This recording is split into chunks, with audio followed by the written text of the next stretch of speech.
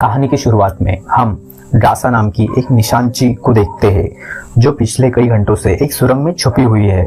असल में वो यहाँ अपने शिकार का इंतजार कर रही है। ड्रासा को पास के हवाई अड्डे पर एक सरकारी अधिकारी को मारने का काम दिया गया था। कुछ ही देर बाद रनवे पर एक हवाई जहाज उतरता है। ड्रासा को जैसे ही अपना शिकार दिखाई दिया उसने उसे कई किलोमीटर दूर से एक ही गोली में खत्म कर दिया। ड्रासा अपना ये काम इतनी चुपके से करती है कि वहां मौजूद पहरेदारों को पता ही नहीं चलता कि गोली किसने और कहां से चलाई। काम पूरा करने के बाद ड्रासा अपनी मां की कब्र पर जाती है जहां उसका पिता पहले से ही मौजूद होता है।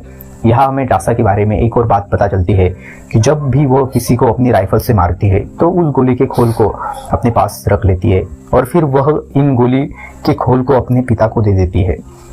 असल में ड्रासा एक ठेके की हत्यारिन थी, मतलब वो पैसों के लिए लोगों को मारा करती थी और अब तक कई लोगों को मार चुकी थी। उसे लोगों को मारना बिल्कुल अच्छा नहीं लगता था, लेकिन अब ये काम उसका पेशा बन चुका था। इसलिए ड्रासा उन गोलियों के खोल को अपने पिता को दे देती है जिससे उसका दुख थोड़ा सा कम हो जाता है। ड्रासा अपने पिता को बताती है कि मुझे एक और नया काम मिला है जो पूरे 1 साल तक चलेगा। शायद इस दौरान मैं आपसे मिल नहीं पाऊंगी। जिस पर ड्रासा के पिता जवाब देते हैं, तुम हर साल आती हो और मुझे कुछ गोलियों के खोल दे जाती हो, लेकिन अगले साल ऐसा नहीं होगा। अब मेरा कैंसर का आखिरी चरण चल रहा है, मेरे पास अब ज़्यादा समय नहीं बचा है और अगर आने वाले दिनों में मेरी मौत नहीं हुई तो मैं खुद 14 फरवरी वैलेंटाइन डे पर अपनी ज़िंदगी ख़त्म कर लूँगा, क्योंकि अब मेरे पास जीने की कोई वजह नहीं है।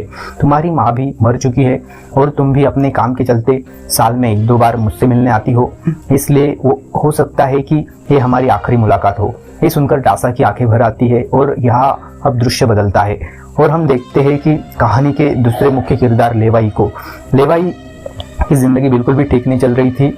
उसे अक्सर डरावने सपने आते थे और नींद उसकी आंखों से दूर चली जाती थी। एक रात जब उसकी आंख बुरे सपने से खुलती है तो लेवाई अपने घर से बाहर निकलकर समुद्र के किनारे पर आता है। यहाँ उसे थोड़ा बेहतर महसूस होता है और वह अपने डायरी में कुछ लिखने लगता है। तभी लेवाई को अचानक उसके फ़ोन पर एक संदेश आता है। उस संदेश में उसे एक पता दिया गया होता है जहाँ उसे जल्द से जल्द पहुंचने के लिए कहा गया होता है। लेवाई बिना समय गवाए एक सैन्य अड्डे पर पहुंचता है और वहाँ उसकी मुलाकात होती है महिला अधिकारी से जिसका नाम बारतो है। बातचीत के दौरान हमें पता चलता है कि लेवाई कोई आम इंसान नहीं बल्कि एक सेना अधिकारी था, लेकिन अब वो रिटायर हो चुका है और सिर्फ इतना ही नहीं, वो एक खतरनाक निशानची भी रह चुका है। अब तक उसने 200 से भी ज़्यादा लोगों को स्नाइपिंग से मार चुका है। बारतो लेवाई से कहती है, मैं तुम्हें एक काम पर भेजना चाहती हूँ क्योंकि तुम एक बहुत अच्छे निशानची हो और ये सिर्फ तुम ही कर सकते हो। लेकिन काम पर भेजने से पहले बारतो लेवाई से बहुत ही ज़रूरी सवाल पूछती है, अगर तुम इस काम पर गए तो क्या तुम्हें याद करने वाला पीछे कोई है? ये बात सुनकर लेवाई को कुछ अजीब लगने लगता है, लेकिन फिर वो जवाब देता है, नहीं, मेरा इस दुनिया में अब कोई भी अपना नहीं है। ये सुनकर वो महिला लेवाई से कहती है, तुम तैयारी कर लो, कुछ घंटे बाद तुम्हें उस काम पर भेजा जाएगा और वहाँ तुम्हें 1 साल के लिए रहना है। इसके बाद लेवाई को बेहोश कर दिया जाता है और जब उसकी आँख खुलती है तो वह अपने आप को एक हवाई जहाज में पाता है। लेवाई कुछ समझ नहीं पाता कि आखिर उसे कहाँ ले जाया जा रहा है और उसे किस तरह का काम दिया गया है। इसलिए लेवाई वहाँ पर मौजूद एक सिपाही से पूछता है, मुझे कहाँ ले जाया गया है? लेकिन वो सिपाही लेवाई की इस बात का कोई जवाब नहीं देता, बस इतना कहता है, अपना पहचान पत्र और घड़ी हमें दे दो, ये सब तुम्हें तब वापस मिलेगा जब तुम्हारा काम पूरा हो जाएगा। थोड़ी देर बाद वह सिपाही उसे बताता है, अब तुम्हारे जहाज से उतरने का वक्त आ चुका है, कुछ ही मिनटों में हम उड़ान रहित इलाके में दाखिल होने वाले हैं, यहाँ से आगे जाने की हमें इजाज़त नहीं है। बस वो सिर्फ इतना बताता है कि नीचे उतरने के बाद तुम्हें अकेले 32 किमी उत्तर की तरफ पैदल जाना होगा, वह तुम अपने काम वाली जगह पर पहुंच जाओगे। लेकिन लेवाई के दिमाग में अब भी एक ही बात चल रही थी। वो फिर से उस सिपाही से पूछता है, आखिर हम जा कहाँ रहे हैं? इस पर सिपाही जवाब देता है, मुझे इस सवाल का जवाब देने की इजाजत नहीं है। मेरी वर्दी में एक माइक्रोफोन लगा हुआ है, अगर मैंने तुम्हें इस जगह के बारे में बताया तो मुझे नौकरी से निकाला जा सकता है या फिर मारा भी जा सकता है। ये बात सुनकर लेवाई के गले में सांस अटक जाती है। इसके बाद उसे एक पैराशूट दिया जाता है और जहाज का दरवाजा खुलते ही लेवाई कूद जाता है और सुरक्षित जमीन पर उतरता है। लेकिन असली खेल तो अब शुरू होता है। 32 किमी की दूरी उसे पैदल तय करनी। लेवाई को पैदल चलते चलते 2 दिन बीत जाते हैं और 2 दिनों बाद बाद लंबा सफर तय करने के बाद आखिरकार वह उस जगह पर पहुंच जाता है। वो देखता है कि यह एक बहुत ही सुनसान इलाका है जहां इंसान को दूर बल्कि उससे पक्षी भी नहीं दिखाई देते। तभी उसकी मुलाकात जेडी नाम के एक आदमी से होती है। जेडी 1 साल तक यहाँ काम पर था, अब उसकी ड्यूटी खत्म हो चुकी है, इसलिए अब लेवाई उसकी जगह लेगा। जेडी लेवाई को एक पहरेदारी मीनार की तरफ ले जाता है।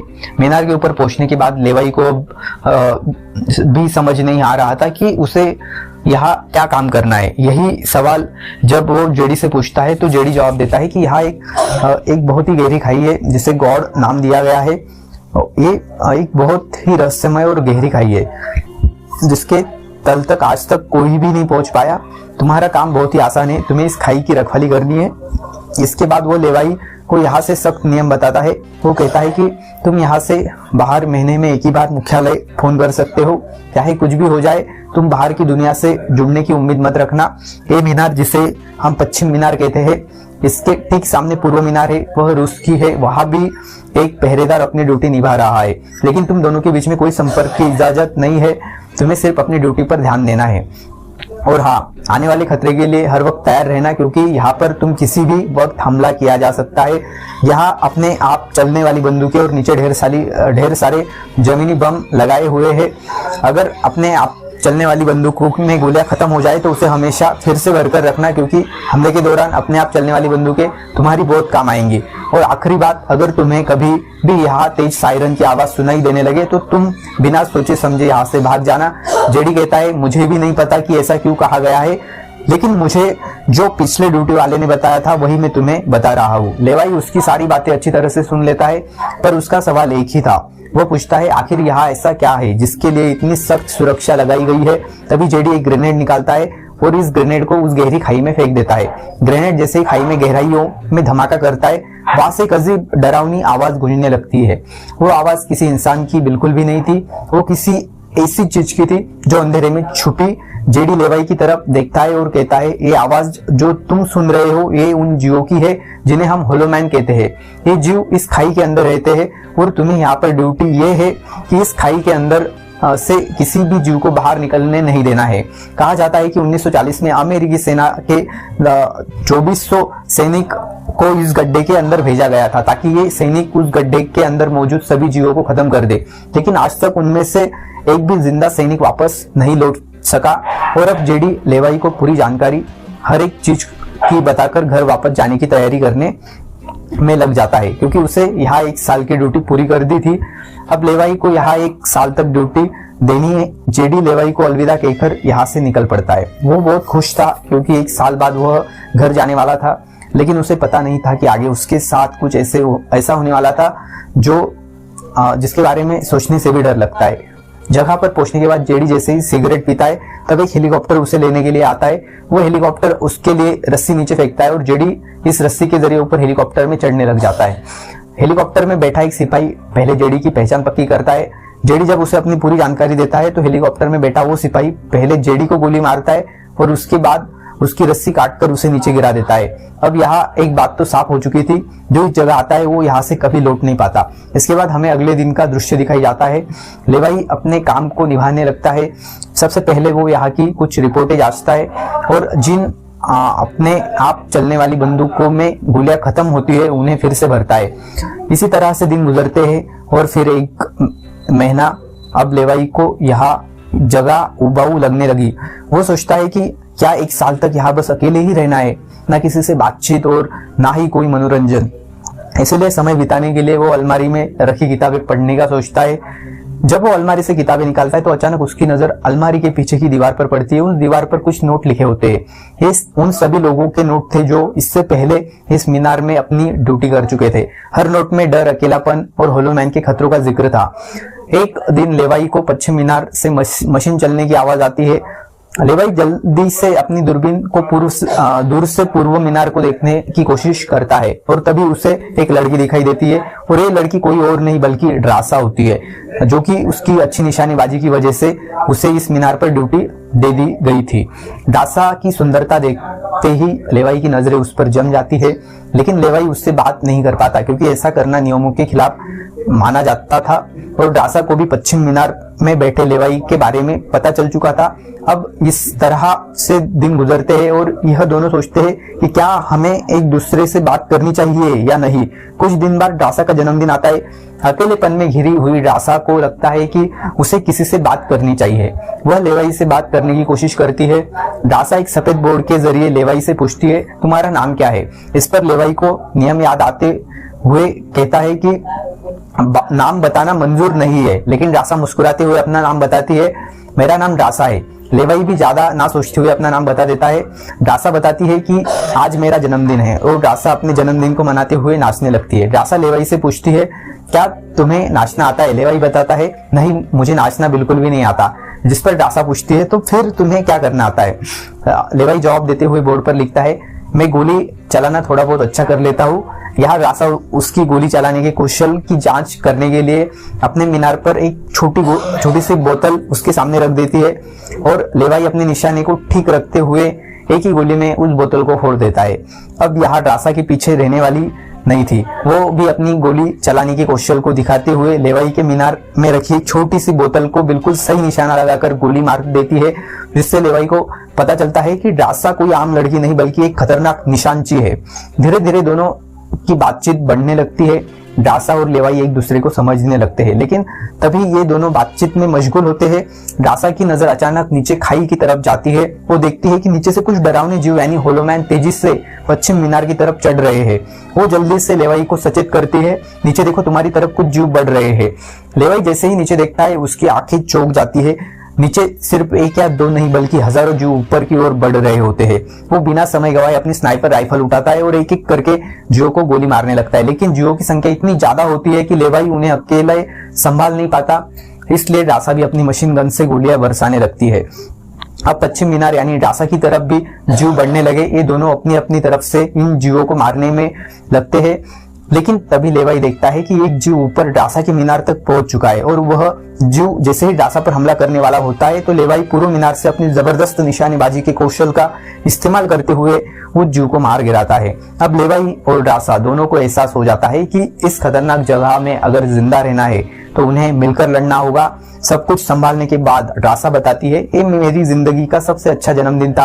अगली सुबह लेवाई नीचे लगे जमीनी बमों को ठीक करता है और अपने आप चलने वाली बंदूकों को फिर से भरता है। तभी अचानक खाई के अंदर से एक ड्रोन निकलता है।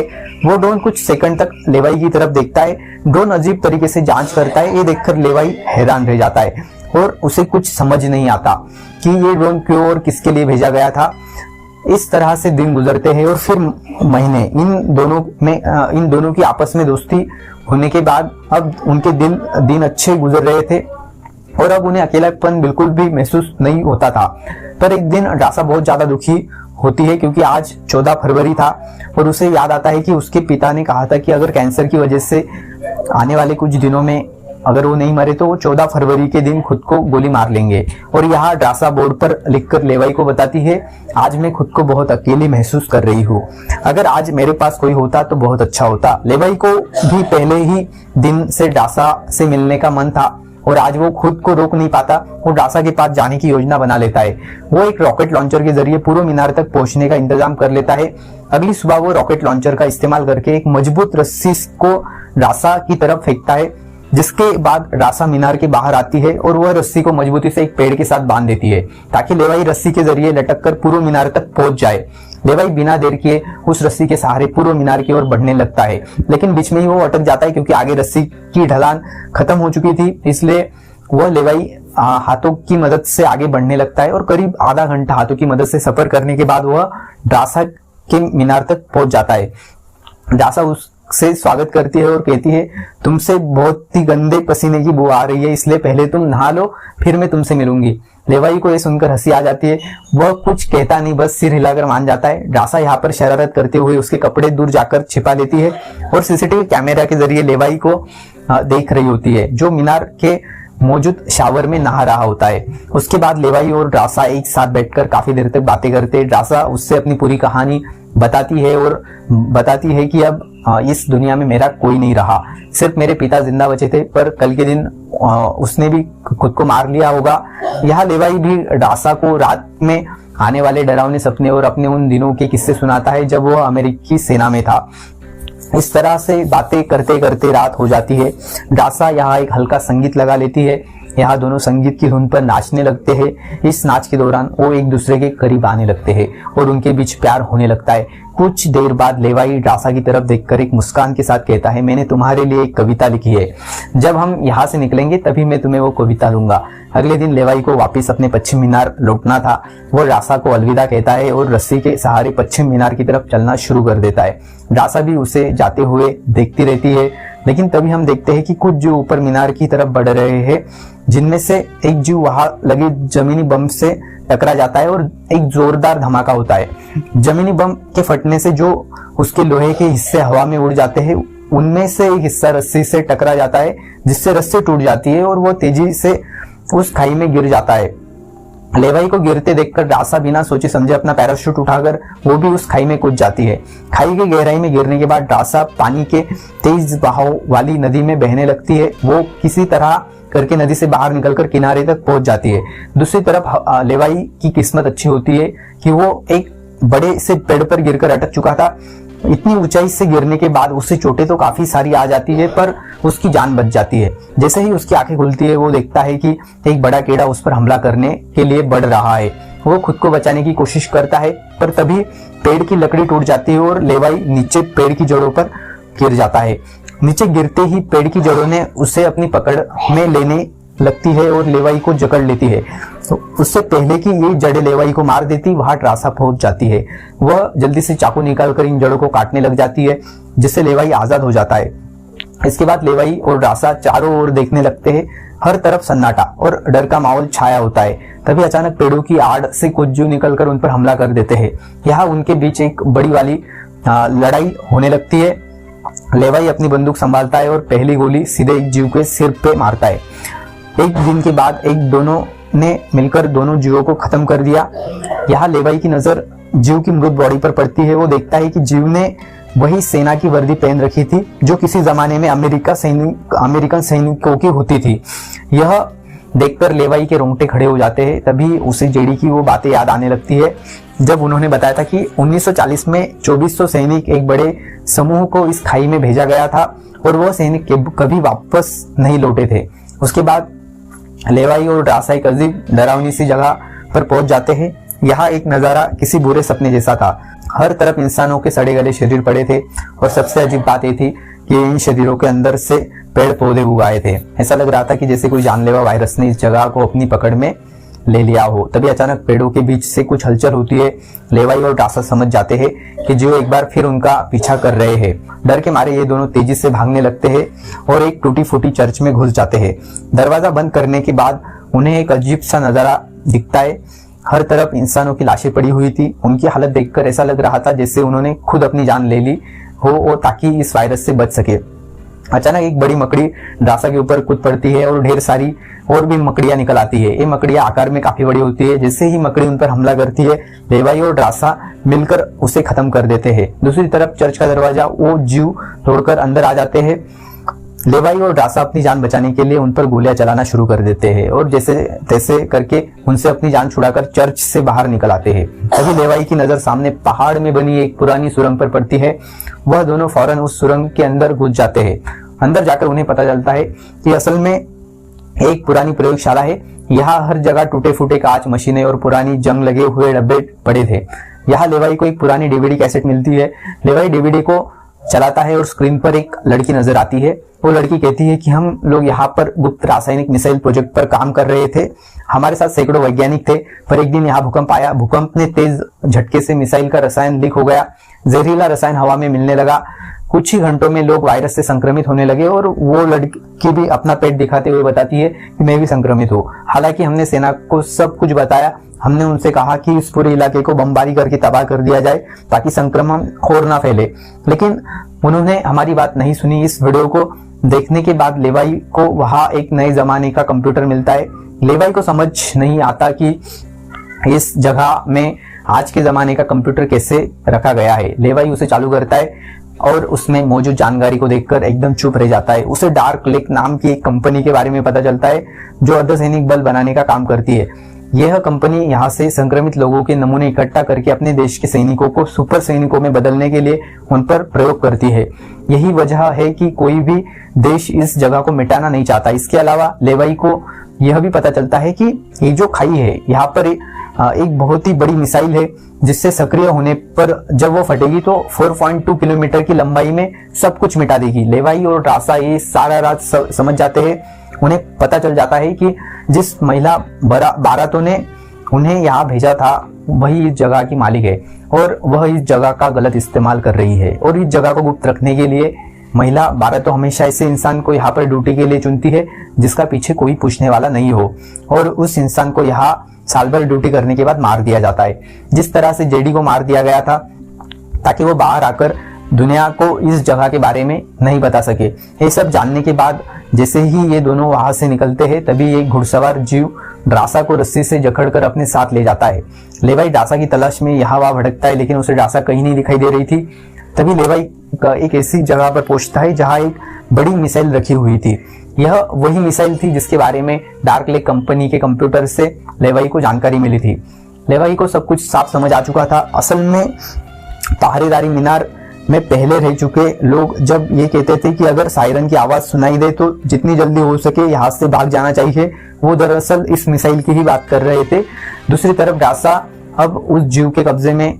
डासा खुद को छुड़ाने की कोशिश करती है और जैसे तैसे करके वो खुद को छुड़ा लेती है। आजाद होते ही डासा और जीव के बीच में लड़ाई छिड़ जाती है। लेवाई भी डासा को ढूंढते ढूंढते वहां पहुंच जाता है और वो फौरन अपनी जीव पर हमला कर देता है और ये दोनों मिलकर उसे आग लगाकर जला देते हैं। और अब बारी आती है इन लोगों की यहाँ से निकलने की, लेकिन आगे का रास्ता और भी ज्यादा मुश्किल था। जैसे ही लेवाई और डासा आगे बढ़ते हैं सामने एक खतरनाक इलाका आता है जहां से निकलना एक बहुत बड़ी चुनौती थी। यहाँ इंसान और पौधे आपस में पूरी तरह से जुड़े हुए थे जैसे कि वो किसी खतरनाक प्रयोग का नतीजा हो।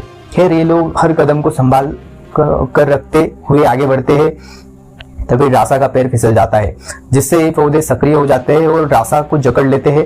लेकिन यहाँ लेवाई हिम्मत दिखाते हुए आगे बढ़ता है और अपनी पूरी ताकत से रासा को छुड़ा लेता है। वो बम का इस्तेमाल करके वहां के पूरे पौधे तंत्र को उड़ा देता है। लेवाई रासा को लेकर वहां से बाहर निकल जाता है और थोड़ा सा आगे चलने के बाद उन्हें एक गैराज नजर आता है जहां पर एक गाड़ी खड़ी होती है। ये दोनों जल्दी से उस गाड़ी में बैठ जाते हैं और उस जगह से निकलने की कोशिश करने लगते हैं। आखिरकार कुछ दूरी तय करने के बाद उन्हें एक रस्सी नजर आती है जो ऊपर पहरेदारी मीनार तक जाती है, लेकिन अब वो जीव भी उनका पीछा करते हुए वहां तक पहुंच चुके थे। अब यहाँ रस्सी को हाथों से पकड़कर ये लोग अगर ऊपर चढ़ते तो ये जीव इन्हें मार देते। इसलिए लेवाई समझदारी से काम लेते हुए जीप को रस्सी से बांधकर ऊपर चढ़ने लगते हैं। ये लोग जीप को इसलिए रस्सी बांध देते हैं ताकि दोनों जीप में बैठकर उनके हाथ जीवों के साथ लड़ने के लिए आजाद हो। वो जीव उन पर हमला करते हैं और यहाँ उनके बीच में एक बड़ी लड़ाई होती है, लेकिन वो जीव संख्या में काफी ज्यादा थे इसलिए वो इन पर भारी पड़ रहे थे। लेकिन लेवाई के दिमाग में एक विचार आता है। वो जीप की पेट्रोल टंकी इन जीवों पर लीक कर देता है जिससे निकलने वाले तेल को आग लगाकर उन सभी जीवों को जला देता है और आखिर में ये लोग उस जीप की रस्सी काटकर उसे नीचे छोड़ देते हैं जिससे वो सभी जीव मारे जाते हैं। इस तरह ये लोग आखिरकार ऊपर चढ़ने में कामयाब हो जाते हैं। अब इन दोनों को पता चल चुका था कि अगर ये दोनों यहाँ साल भर ड्यूटी कर भी ले तब भी आखिर में इन दोनों को मार दिया जाएगा। इसलिए अब ये दोनों एक बड़ा फैसला करते हैं कि अब वह इस जगह की रक्षा नहीं करेंगे बल्कि इस जगह को तबाह कर देंगे ताकि इनकी तरह कोई दूसरा सैनिक यहाँ पर ना फंस सके और इस जगह का गलत इस्तेमाल बंद हो जाए।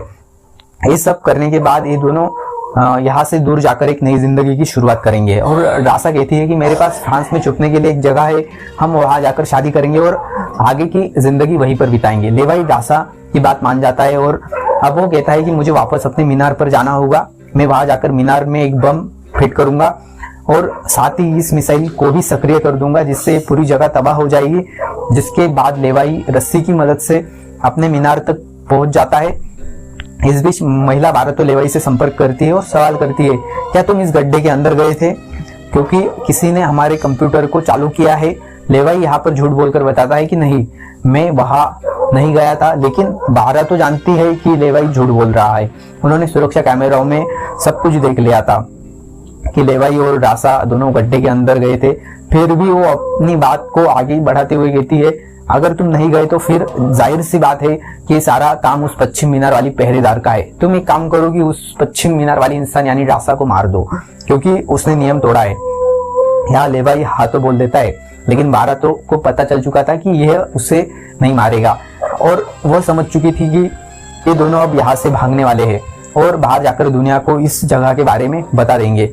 इसलिए वो खुद हेलीकॉप्टर में यहाँ पहुंचती है, लेकिन बारातो के पहुंचने से पहले ये दोनों अपनी पूरी तैयारी कर चुके थे। लेवाई मीनार के काफी दूर जाकर अपनी जिंदगी का सबसे लंबा निशाना लगाता है और सीधा उस मीनार पर गोली मारता है, जो सीधा नीचे मिसाइल से जुड़ा था, जिससे एक तेज सायरन बजने लगा। अब उनके पास समय कम था, ये दोनों तेजी से भागने लगे, क्योंकि जब मिसाइल फटेगी वह 4.2 किलोमीटर के इलाके को तबाह कर देगी। लेवाई और रासा दोनों पूरी ताकत से जंगल की ओर भागने लगते हैं। रासा अपनी जान बचाते हुए उस जगह से काफी दूर निकल जाती है, लेकिन लेवाई के पैर में चोट आई थी, जिससे वो तेज नहीं भाग सकता था। दूसरी तरफ बारातो को भी ये समझ आ चुका था कि जल्द ही मिसाइल विस्फोट होने वाला है। ठीक इसी वक्त मिसाइल सक्रिय हो जाती है और एक बहुत ही बड़ा धमाका होता है, जिससे पूरी खाई तबाह होने लगती है। ये विस्फोट इतना भयानक था कि उसकी लपटें और झटके दूर तक फैल गए, जिसमें बारातो का हेलीकॉप्टर भी उस धमाके की चपेट में आ जाता है और वो भी मारी जाती है। रासा ने तो 4.2 किलोमीटर का फासला तय कर लिया, लेकिन लेवाई उस धमाके की लपेट में आ जाता है। धमाके से आने वाली तेज हवा उसे पानी में गिरा देती है। दूसरी तरफ खाई में सभी जीव मारे जाते हैं। अब सिर्फ रासा उस धमाके से जिंदा बच गई थी और वह एक ऊंची जगह पर खड़ी होकर लेवाई का इंतजार करने लगी। इंतजार करते करते रात हो जाती है, लेकिन लेवाई का कोई आता पता नहीं चलता। वह समझ जाती है कि अब लेवाई जिंदा नहीं रहा, जिसके बाद कहानी यहाँ से कुछ महीने आगे बदलती है। रासा लेवाई की लिखी हुई कविता को पढ़ती है। हर एक शब्द में उसे लेवाई की यादें महसूस होती है। आंखों में आंसू लिए वह अपने दिल को संभालने की कोशिश करती है। अब रासा एक नई जिंदगी की शुरुआत करते हुए फ्रांस के एक होटल में परोसने वाली नौकरी का करने लगती है। लेकिन फिर अचानक एक दिन रासा के सामने लेवाई आकर खड़ा हो जाता है। वह जिंदा था। लेवाई को देखकर रासा की आंखें खुली की खुली रह जाती है। वो खुशी के मारे दौड़कर लेवाई को गले लगाती है और इसी के साथ ये कहानी खत्म हो जाती है। अगर वीडियो आपको अच्छी लगी हो तो हमारे चैनल को सब्सक्राइब और वीडियो को लाइक जरूर कीजिएगा।